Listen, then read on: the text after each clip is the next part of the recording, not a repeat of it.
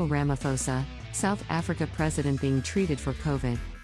South Africa President Cyril Ramaphosa is receiving treatment after testing positive for COVID-19, his office says. In a statement, it says the 69-year-old has mild symptoms and is isolating in Cape Town. South Africa has seen a surge of infections since the new Omicron variant was first detected in November. Despite Omicron being more transmissible than previous strains, including Delta, risk of severe disease and death is low, a study has found.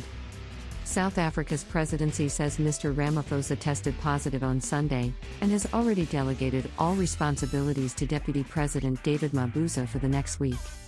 The statement says the president started feeling unwell after attending the funeral of former President F.W. de Klerk early on Sunday.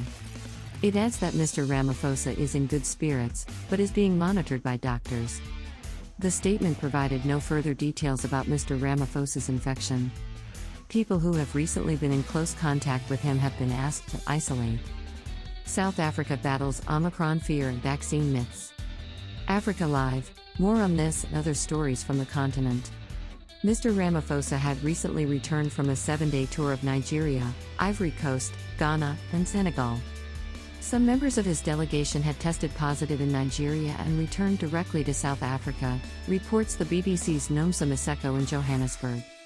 The presidency says Mr Ramaphosa, who was vaccinated in February, and members of his team were tested for COVID in all countries they visited. The president says his own infection should serve as a caution to people to observe public health measures as well as get vaccinated.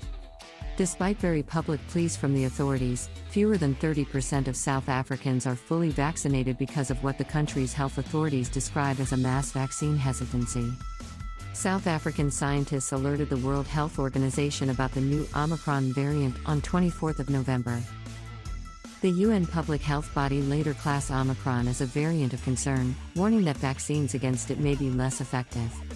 A number of countries around the world have since introduced travel bans against South Africa and several neighboring countries, but this has failed to stop the new variant spreading.